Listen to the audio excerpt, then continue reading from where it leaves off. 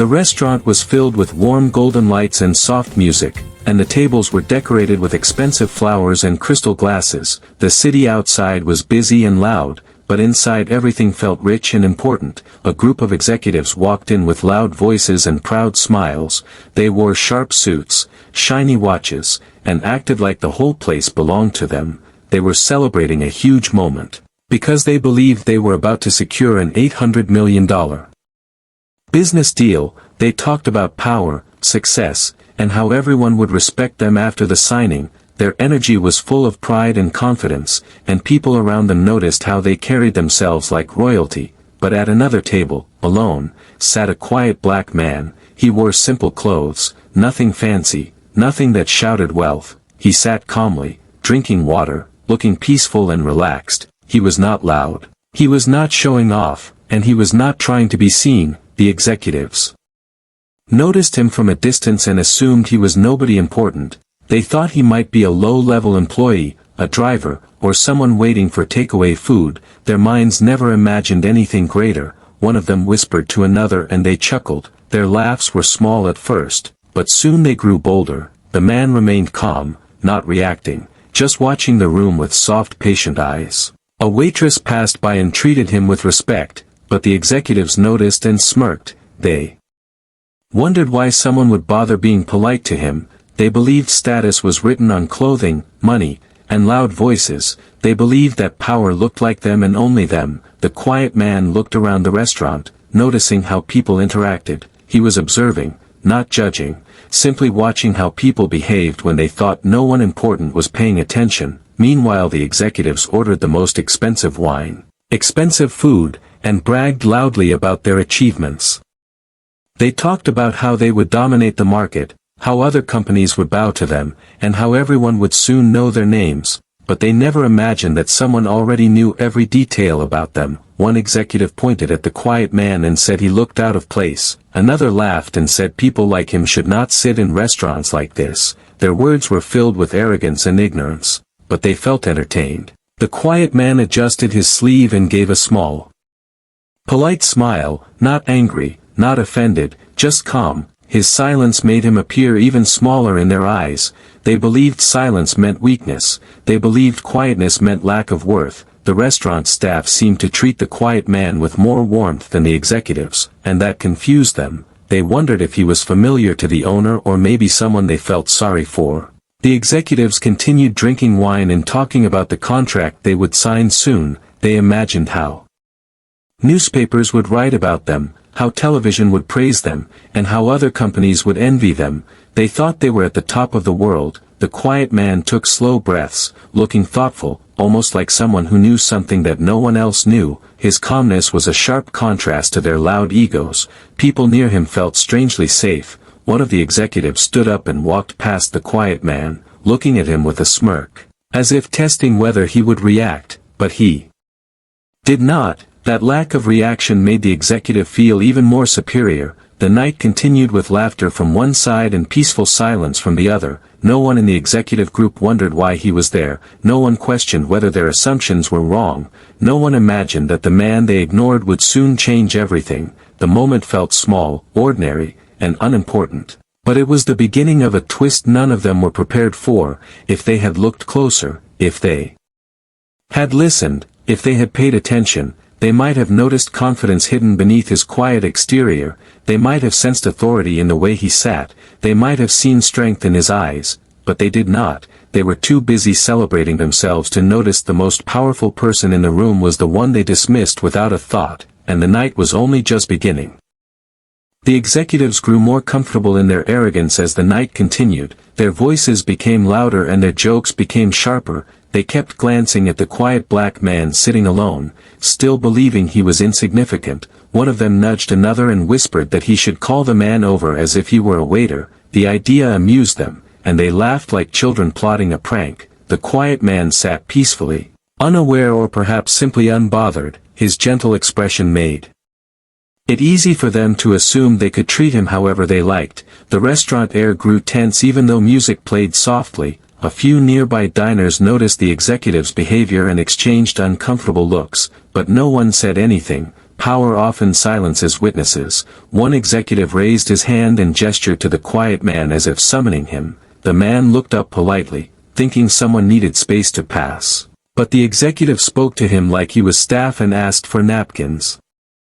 The quiet man paused for a moment, then calmly said he did not work there. His voice was soft, respectful, and steady. The executives laughed even harder, pretending they misunderstood him. Another executive joined in and asked him to refill their wine glasses. The quiet man simply nodded politely and returned to his seat, choosing not to argue. His dignity made the situation even more uncomfortable for those watching. But the executives believed they were winning. They mistook kindness for weakness. The laughter at the table grew louder, and they toasted each other like heroes of their own story. They talked about luxury cars, private jets, and vacation islands, yet their words felt empty compared to the silence of the man they mocked. One executive leaned closer to the group and said people like him should know their place. The quiet man heard the words, but his expression did not change. It was as if he had learned long ago that reacting only feeds foolishness. A waitress approached him to check if he needed anything.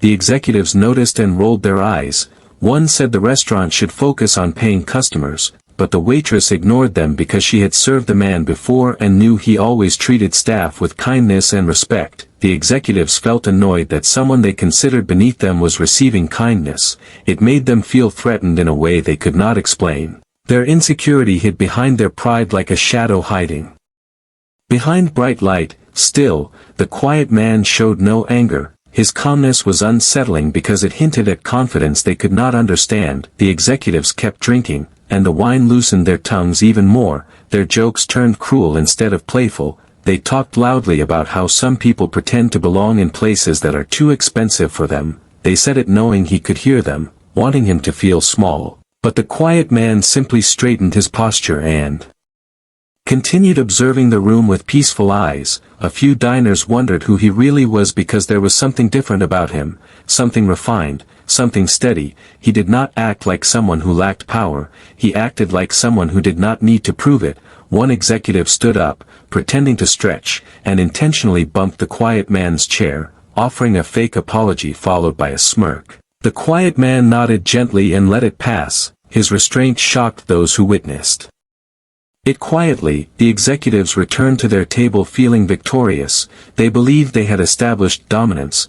They believed the night belonged to them. They believed nothing could shake their importance. But beneath their pride there was a growing uneasiness because deep down they sensed something they could not define. The quiet man's silence was too strong, too composed, too confident. It felt like a mirror showing them who they really were, not who they pretended to be. Still, they brushed off the feeling and raised their glasses again, bragging about the upcoming $800 million contract signing. They imagined headlines, admiration, and wealth, never realizing that the man they mocked would soon be the one holding their future in his hands. The night was shifting even if they could not feel it yet. Fate was waiting patiently, just like the quiet man. And soon the balance of power would change in a way they never expected. The moment the next bottle of wine arrived, the executives felt even bolder. Their cheeks were flushed from drinking and their arrogance had reached its peak. They kept glancing at the quiet black man, irritated that he still sat there calmly, untouched by their attempts to belittle him. One executive whispered that they should have some fun, and the others laughed, convinced they were untouchable. The restaurant lighting shimmered across their glasses, and the soft music could not hide the tension that was slowly building in the room. The quiet man lifted his glass of water and took a slow sip. His movements were graceful, controlled, almost regal, and that bothered them more than anything he could have said. Silence can be louder than shouting, and his silence echoed through their insecurity. One executive stood up with a forced smile and approached him, pretending to be friendly yet dripping with condescension. He asked if the man was waiting for his ride, as if assuming he could not afford transportation. The quiet man responded with calm politeness, saying he was simply enjoying his evening.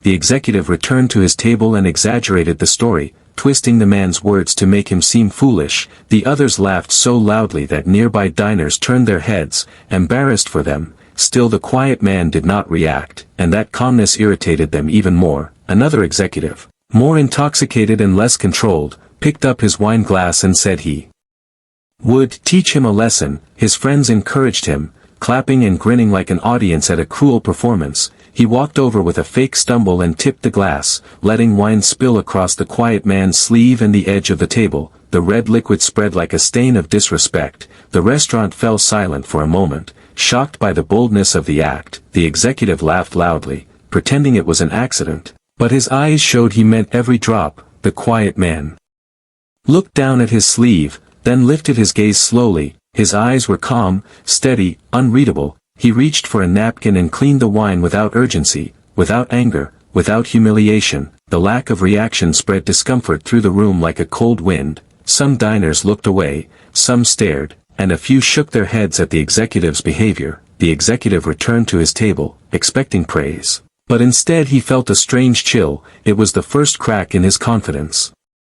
One of the executives tried to joke again, but his voice wavered as if something inside him knew they had gone too far. The quiet man continued sitting with perfect composure. His calmness began to feel powerful, as though he were the only adult in a room full of foolish children. The waitress approached him with concern and offered to replace his drink. He thanked her with genuine warmth, and she smiled softly, treating him with a respect the executives could not understand. Respect has a way of revealing character, and in that moment the contrast became impossible to ignore. The executives tried to regain control of the atmosphere. They laughed too loudly, talked too fast, and bragged even harder about the upcoming $800 million signing. But beneath their words there was a tremor, a fear they could not name. Why had the quiet man not reacted? Why did he not complain? Why did he not get angry? Why did he look like someone who already knew the final outcome? The room felt different now, as though the balance of dignity had shifted without permission. The quiet man took a breath and adjusted his jacket sleeve with slow elegance. That single movement made him look like someone who belonged anywhere he chose to be. A couple at another table whispered that he looked like someone important, someone with quiet authority, someone who did not need to announce his status. Meanwhile the executives kept drinking, trying to fill the growing silence with noise, but noise cannot defeat truth. Their laughter sounded thinner, their confidence weaker, and their eyes kept drifting back to him even though they pretended not to care. Deep inside, they sensed something was wrong, something they could not describe, something that made their stomach twist. They had spent the evening humiliating a man they believed was inferior, yet suddenly it felt like they had humiliated themselves. The quiet man stood up slowly, not in anger, but with calm purpose, and the executives froze without knowing why. They watched him walk toward the hallway, his steps smooth and controlled, and a strange tension filled the air. They had no idea that this small moment, this quiet departure, was the beginning of their downfall. They thought they were the powerful ones,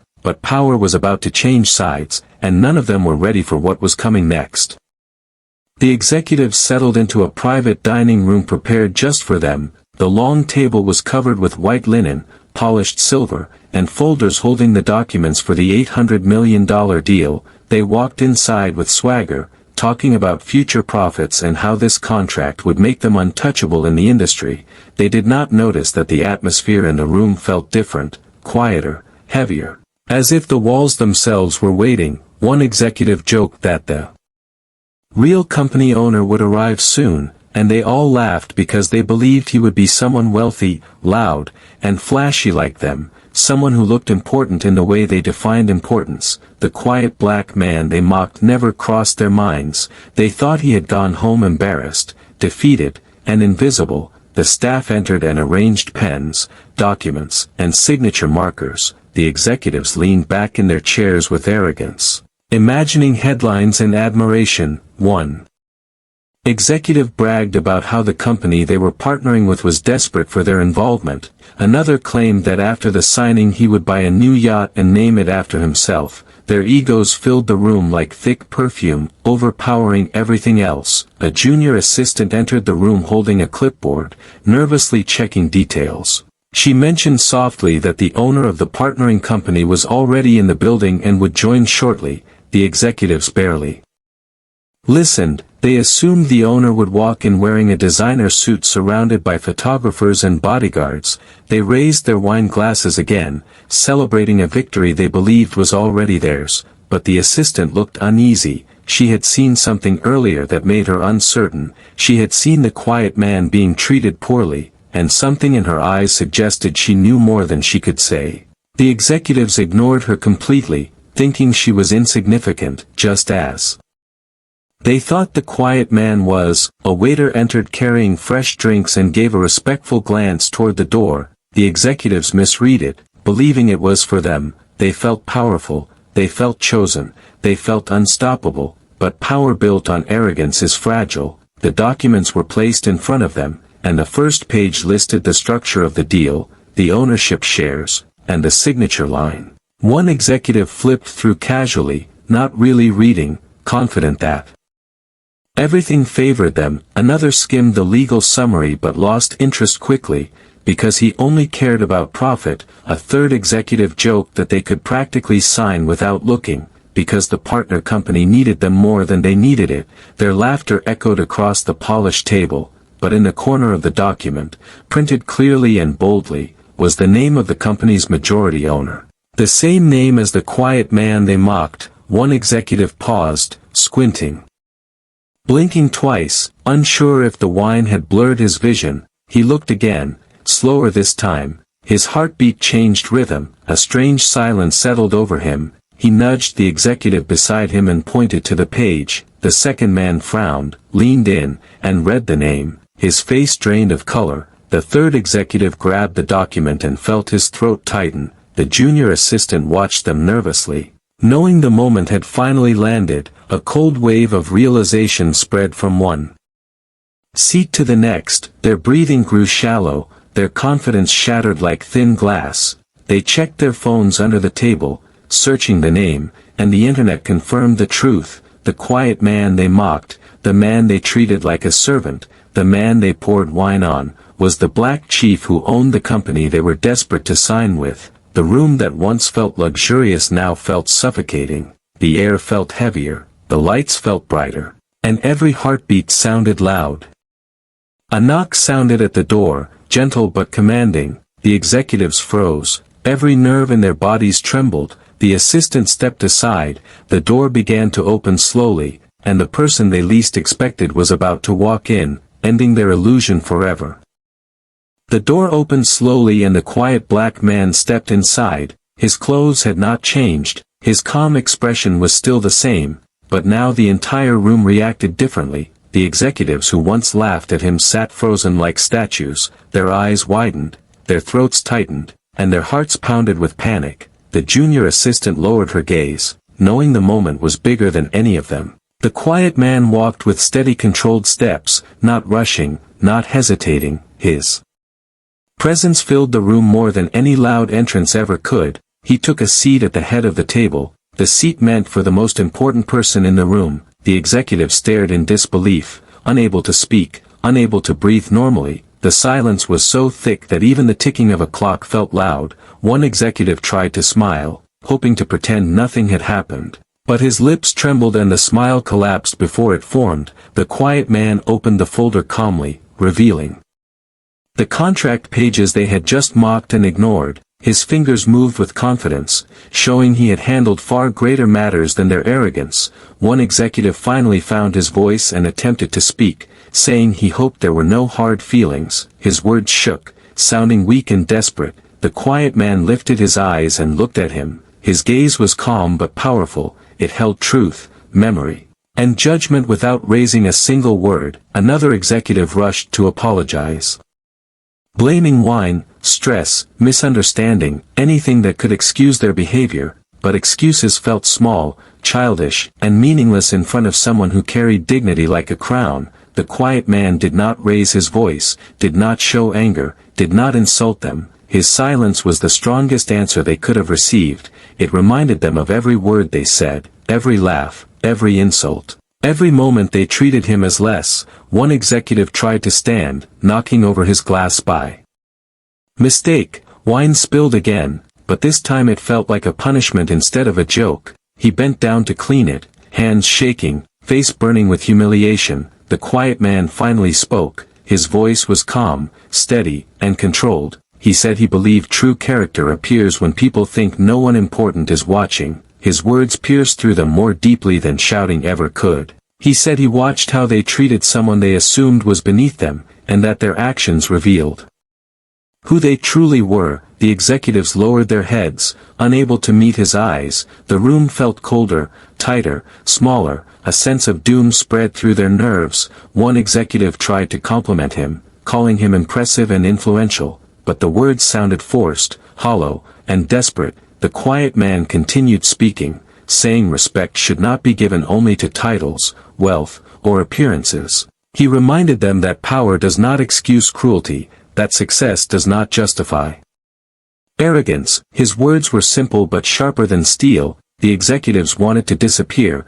their pride crumbled, their confidence evaporated, their importance shrank to nothing. The junior assistant looked at the quiet man with admiration, understanding she had witnessed something rare and powerful. The quiet man placed a pen neatly on the contract folder, but instead of signing, he closed the document slowly. The executives watched in fear, knowing what that gesture might mean. Their $800 million deal was slipping away like sand through their fingers. They opened their mouths to beg, but their voices refused to come out. The quiet man stood up, and the room rose with him, not by choice but by instinct. Power had shifted completely, and they felt it in their bones. He looked at them one last time, and without anger, without cruelty, without raising a single word of insult, he said they had shown they were not men he could trust. The sentence hit harder than any punishment they could have imagined. Trust was worth more than money, more than contracts, more than corporate power, and they had destroyed it with their own hands. The quiet man turned toward the door,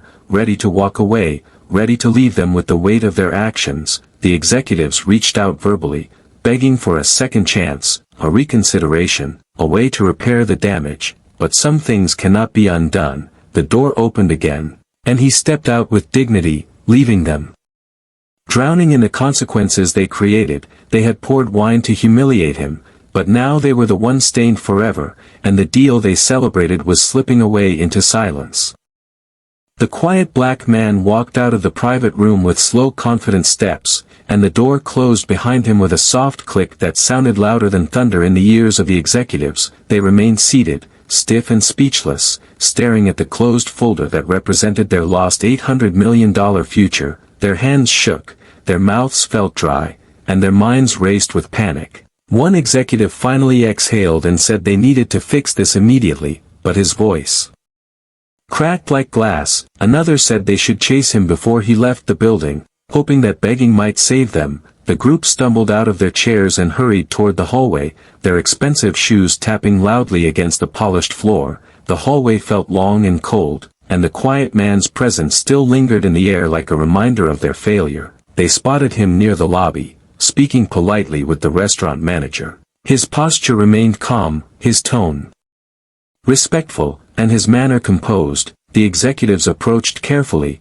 like guilty children approaching a teacher. One of them attempted a friendly smile and began apologizing again, using flowery words and dramatic regret. But the quiet man simply listened without expression. Another executive stepped forward and tried to blame the wine again, calling it a misunderstanding, a playful joke, a misread moment. But excuses dissolved in the air like mist, because everyone knew the truth. They had judged him by appearance, they had mocked him because of arrogance, they had humiliated him because they believed he was powerless. The quiet man finally spoke, saying that power does not protect people from revealing who they really are. His voice was soft, but the words struck like lightning. A few hotel guests nearby paused, sensing something important was happening. The executives lowered their heads again. Feeling smaller than they ever had before, the quiet man said he built his company on dignity, discipline, and respect, and that any partnership required the same values. His words were calm,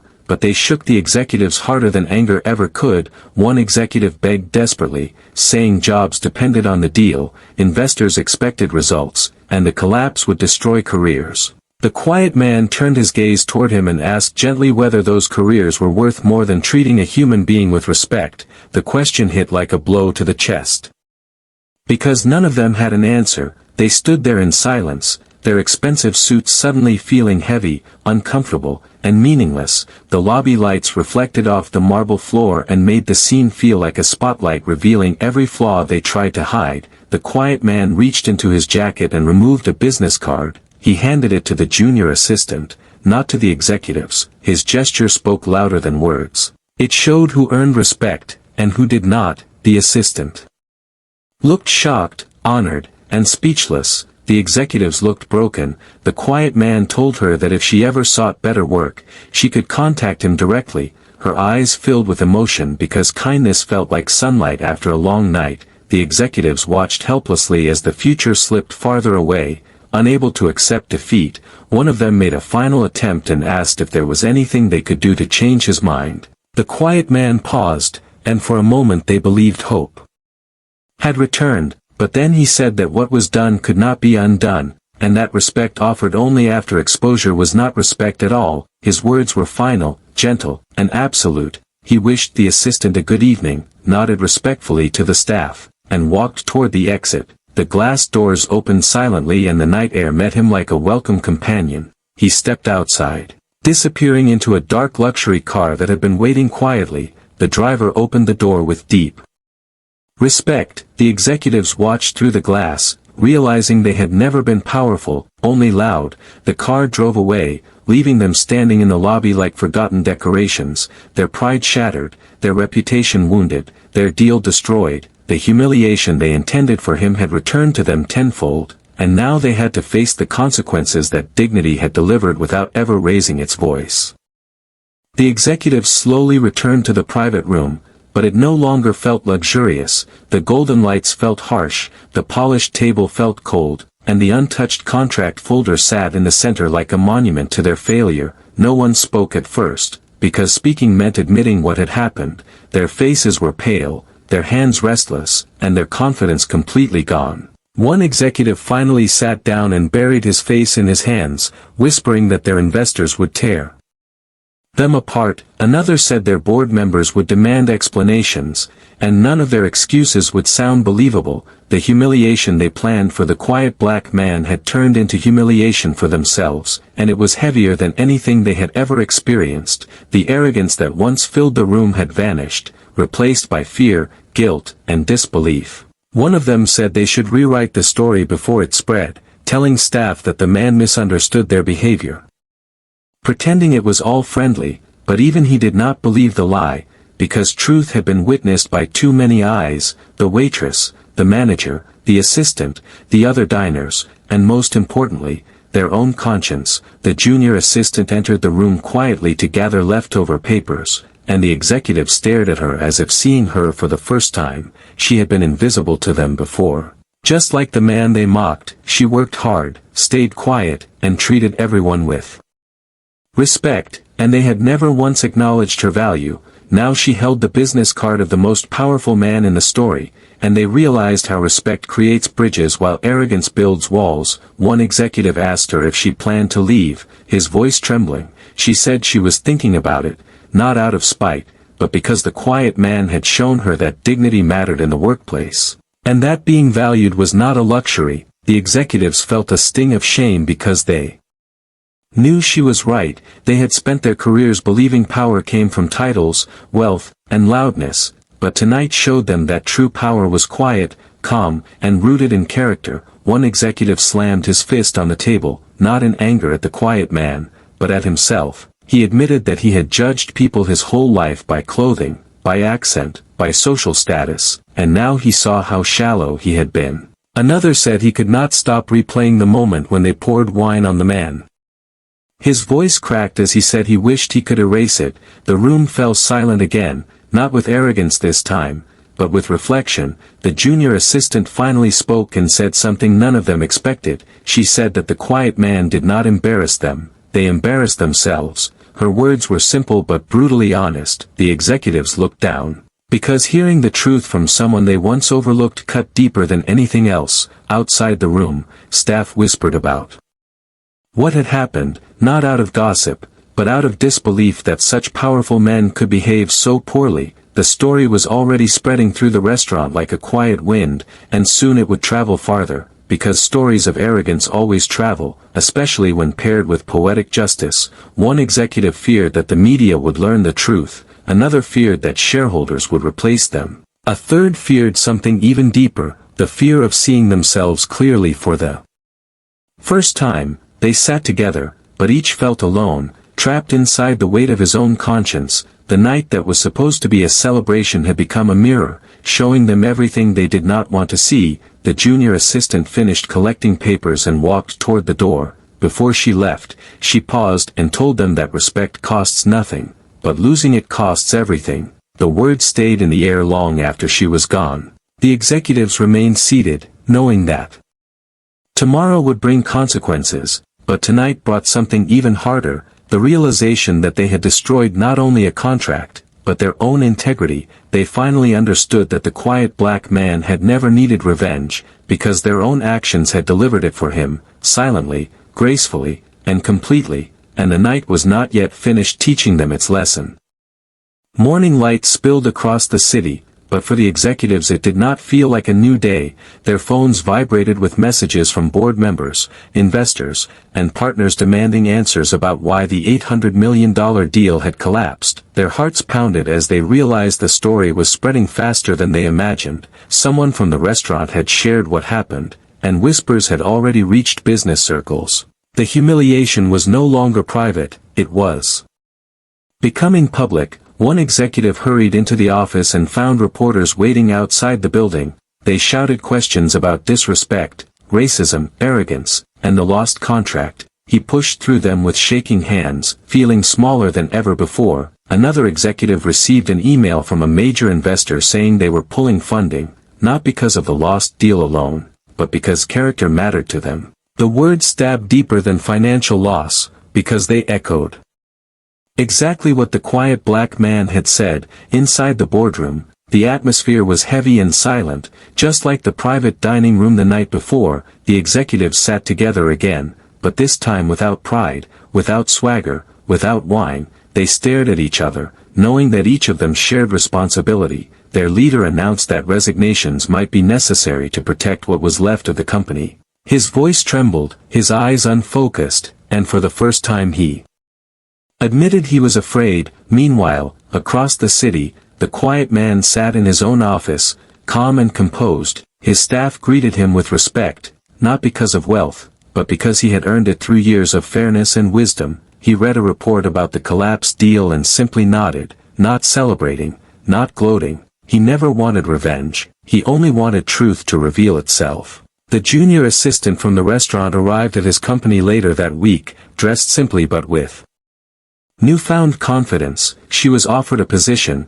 not out of pity, but because kindness and integrity are valuable qualities in any workplace. The executives learned of her new job and felt another wave of humility wash over them. They had never noticed her potential, but someone with true power did. Days passed and the consequences grew deeper. Shareholders demanded accountability. Clients questioned their partnership. Employees whispered about leadership failures. The company's reputation crumbled faster than any financial loss could measure. One executive walked into his office and removed the framed awards from his wall. They felt hollow now, like decorations covering a crack. Another opened his drawer and found the expensive watch he used to show off, but it no longer made him feel powerful. It reminded him of the night he laughed at a man he should have respected. A third executive sat alone and remembered the moment the wine spilled, replaying it again and again, wishing he could take it back. Across town, the quiet black man attended a charity event supporting young entrepreneurs.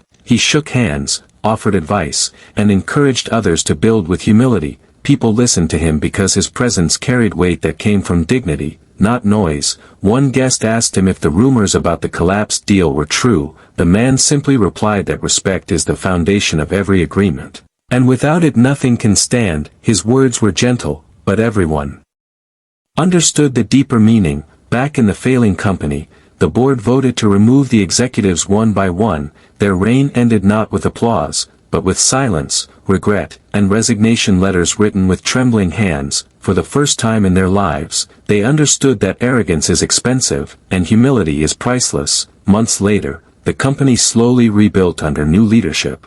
Leadership that valued character over status, kindness over ego, respect over appearance. The story of that night became a lesson told in business schools, leadership seminars, and corporate training rooms, not as gossip, but as a warning. People said the man who lost nothing taught the men who lost everything. and somewhere in a quiet office with a beautiful city view, the Black Chief sat peacefully, knowing that power never needed to shout, it only needed to stand, steady, calm, and true.